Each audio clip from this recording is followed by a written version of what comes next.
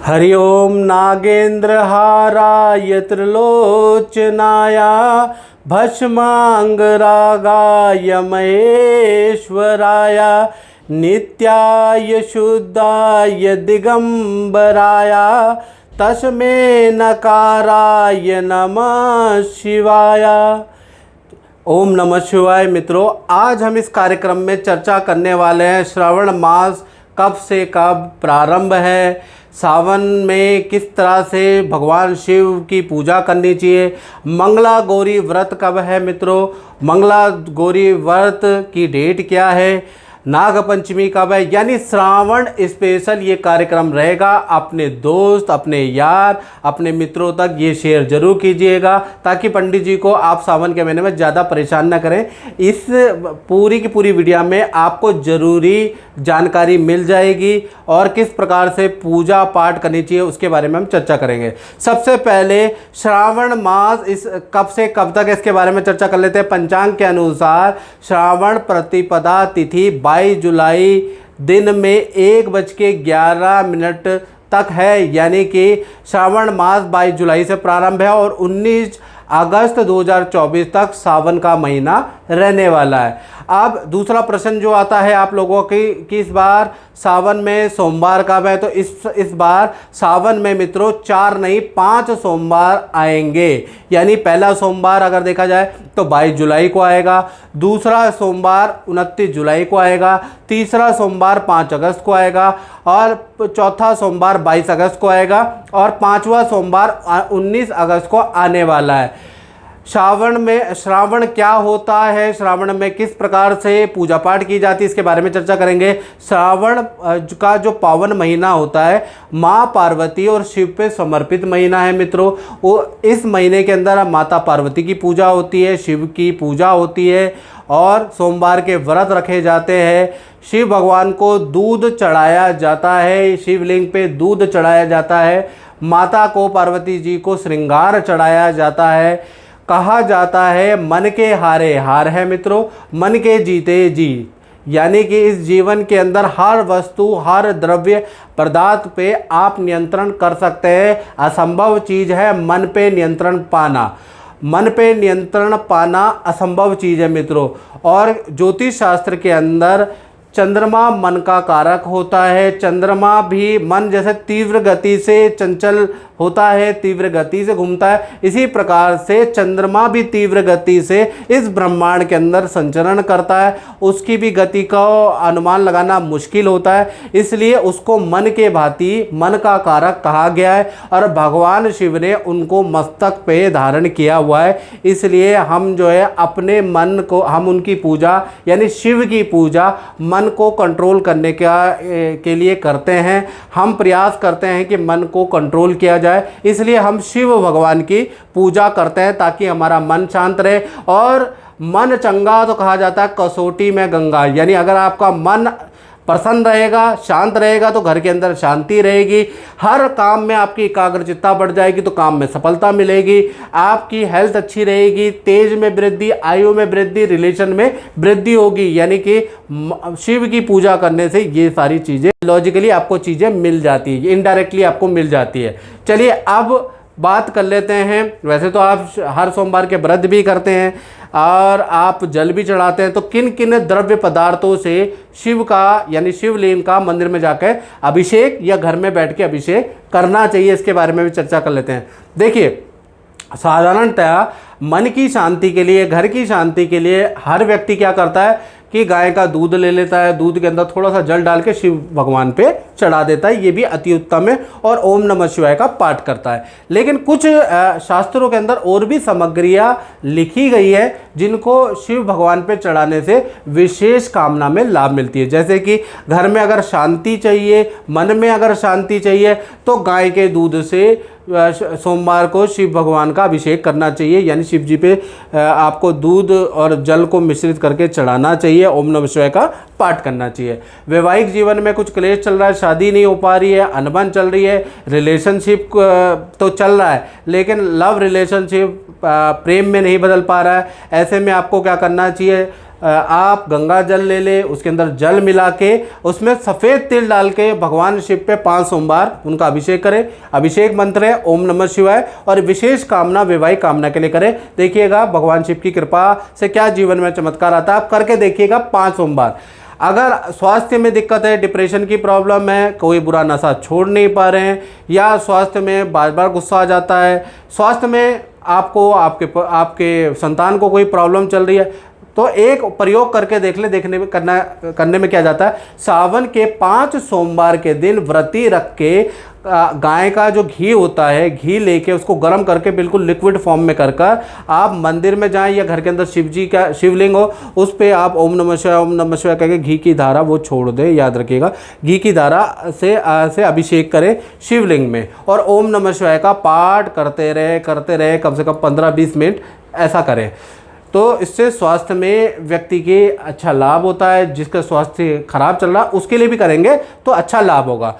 धन की स्थिति, करियर में कुछ हो नहीं पा रहा है, सस्पेंड है, करियर में कुछ हो नहीं पा रहा है, व्यापार में वृद्धि नहीं हो पा रही है। देखिए इसके लिए आपको प्रयास भी ज़रूरी है। यानी कि मैं उपाय तो बता रहा हूँ, लेकिन आप घर बैठे अगर आप प्रयास ही नहीं करेंगे तो धन आएगा ही नहीं, करियर में वृद्धि नहीं होगी। ये उपाय करने के बाद यदि आप प्रयास करेंगे, लोगों को फ़ोन करेंगे या प्रयास करेंगे इन चीज़ों को पाने का, तो आपको सफलता मिल सकती है।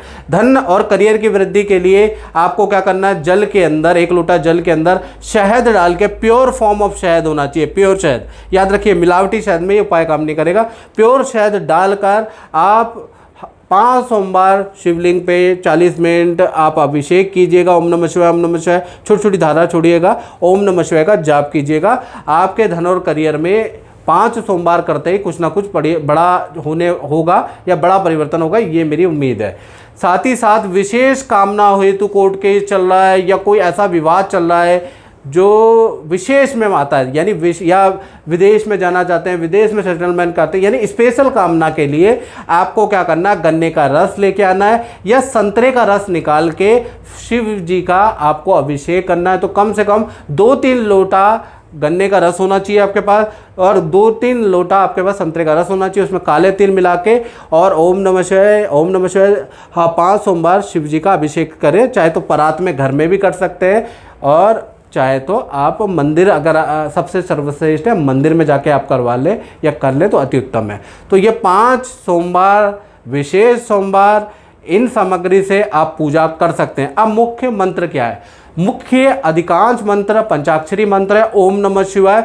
ये मंत्र बहुत अच्छा है। कहा जाता है ना मित्र, जाकी रही भावना जैसी, प्रभु मूरत देखी तिन तेसी, यानी कि जिसकी जैसी भावना होती है उसी प्रकार से प्रभु उनको दर्शन देते हैं और नहीं भी देते हैं। तो यानी कि ओम नमः शिवाय का पंचाक्षरी मंत्र ही आपके जीवन में कल्याण कर लेता है। लेकिन कुछ लोगों को और चाहिए तो और बताता हूँ, और थोड़ा सा इसका मंत्र है, ओम त्र्यंबकम यजामहे सुगंधिम पुष्टिवर्धनम उर्वारुकमेव बंधनात् मृत्युर्मुक्षे मामृतात्। यानी कि आप मृत्युंजय मंत्र का भी जाप कर सकते हैं। और तीसरा मंत्र है मित्रों, और ध्यान मंत्र है, ये शांति मंत्र भी है, रक्षा मंत्र भी है। घर में लिख भी सकते हैं आप, इसको दरवाजे पे भी लटका सकते हैं इस मंत्र को लिखकर। वो मंत्र है, ओम कर्पूर गौरम करुणावतारम संसार सारम भुजगेंद्र हारम सदा वसंतम हृदयारविंदे भवम भवानी सहितम नमामि। ये मंत्र का भी आप जाप कर सकते हैं। ये मंत्र को आप घर में लटका सकते हैं। ये मंत्र को लाल कागज में बांधकर आप अपने पर्स में रख सकते हैं, अपने गले में रख सकते हैं, और डेली इस मंत्र का उसको खोल के जाप करेंगे। कार्य में वृद्धि होगी, घर के अंदर शांति का वास होगा। याद रखिएगा, आप सिराने के नीचे भी रख सकते हैं इस मंत्र को, तो आनंद का वास भी होगा। तो ये मंत्र स्पेशल है, तो इस मंत्र को आप लिख कर भी रख सकते हैं। बाकी आप डेली इसका 11 बार मंत्र का जाप घर के अंदर करते हैं तो आपके घर के अंदर शांति आ जाती है और नेगेटिविटी चली जाती है। तो सावन में इस मंत्र का जाप जरूर करना है। अब चलिए चर्चा कर लेते हैं मंगला गौरी व्रत के बारे में। तो सावन के जो मंगलवार पड़ता है उसे मंगलवार पड़ता है उसको मंगला गौरी व्रत कहा जाता है मित्रों। तो अखंड सौभाग्य के लिए, संतान के लिए, परिवार में जो अनबन चल रही है उसके विनाश के लिए पार्वती माता की पूजा की जाती है। पार्वती माता को 16 श्रृंगार चढ़ाया जाता है, याद रखिएगा। तो मंगला गौरी व्रत की डेट के बारे में बात करूं तो इस बार सावन के महीने में 4 मंगला गौरी व्रत पड़ेंगे और चारों ही आपको करना पड़ेगा। यदि आपने एक मंगला गौरी व्रत शुरू किया तो आप चारों कीजिए। बहुत बार स्त्रियों का क्या होता है कि कुछ असौच की प्रॉब्लम हो जाती है, तब जितने पड़े उतना कर लीजिएगा, अन्यथा प्रयास कीजिएगा कि चारों के चारों पड़े। बहुत बार क्या हो जाता है, आपको प्राकृतिक वो चीज़ें आ जाती है जिस कारण से पूरा नहीं हो पाता, तो जितने पड़े उतना कर लीजिएगा, वो 4 ही माने जाएंगे, लेकिन आप छोड़िएगा नहीं। चलिए पहला देखा जाए तो पहला मंगलवार का जो व्रत है वो है 23 जुलाई के बीच में, दूसरा देखा जाए तो 30 जुलाई को, तीसरा 6 अगस्त को मंगला गौरी व्रत है और चौथा 13 अगस्त को मंगला गौरी व्रत पड़ेगा। तो ये चारों मंगला गौरी व्रत है। पार्वती की पूजा की जाती है इसके अंदर, पार्वती माता को बैठाया जाता है, या शिव पार्वती है तो वो भी बैठा लीजिएगा। उसके बाद पार्वती की आरती कीजिएगा, पार्वती की आप कथा कर सकते हैं, ठीक है ना। शिव पार्वती की कथा आप पढ़ सकते हैं, श्रावण व्रत कथा आप पढ़ सकते हैं, वो मंगला गौरी व्रत कथा आप पढ़ सकते हैं। और पार्वती को आपको सुहाग का जोड़ा चढ़ाना होता है, साथ ही साथ चूड़ियाँ चढ़ानी होती है। यदि बच्चे के लिए रख रहे हैं तो बच्चे के कपड़े देने होते हैं, झूला आपको देना होता है, मोर पंख आपको देना होता है। तो इस तरह से बच्चों के लिए अगर आप रख रहे हैं तो बच्चों से संबंधित कोई वस्तु पार्वती माता को आपको ज़रूर चढ़ानी है। और फिर उसके बाद सावन के महीने में आती है भाई नाग पंचमी। तो नाग पंचमी इस सावन में 9 अगस्त को पड़ेगी, यानी कि सुबह 8:15 से लेकर और 10 अगस्त को 6:09 तक सुबह के नाग पंचमी रहेगी। तो यानी 9 अगस्त को नाग पंचमी है, कुल मिला के मान के चलिए, कन्फ्यूजन होने की जरूरत नहीं है कि 9 या 10 को है, 9 अगस्त को है। तो नाग पंचमी के दिन में नाग की, यदि आपका जीवन ऐसे 8 के चक्र में घिरा है, सब कुछ इधर से भी आपने कर्जा ले लिया, उधर से भी कर्जा ले लिया, उधर से भी कर्जा ले लिया, यानी कर्जों में आप बहुत सारे घिरे हैं, अब समझ में नहीं आ रहा, जीवन उलझा हुआ है, समझ ही नहीं आ रहा कोई हाल। तो ऐसे में नाग पंचमी में व्रत, सांपों की पूजा, शिव की पूजा नाग पंचमी के दिन, नाग पंचमी के दिन नाग की पूजा करना, नाग को दूध पिलाना, नाग को अन्न यानी सपेरे को कुछ अन्नदान, वस्त्र दान देना बड़ा लाभकारी देता है। अगर आपके चीज़ें उलझ गई हैं, समझ नहीं आ रहा कि क्या होगा, तो ऐसे में नाग पंचमी में आप व्रत करें, शिव की पूजा करें, सपेरे को कुछ दान दें, तो आप देखिएगा कि कैसा चमत्कार भोलेनाथ के द्वारा आपके जीवन में होगा। उलझन से कैसे, ये जो 8 बना हुआ है आपके में, यानी कि शुरुआत करते हैं फिर घूम के वहीं आ जाते हैं, तो ये आपके जीवन में कैसे टूटता है, भोलेनाथ की कृपा में होगा।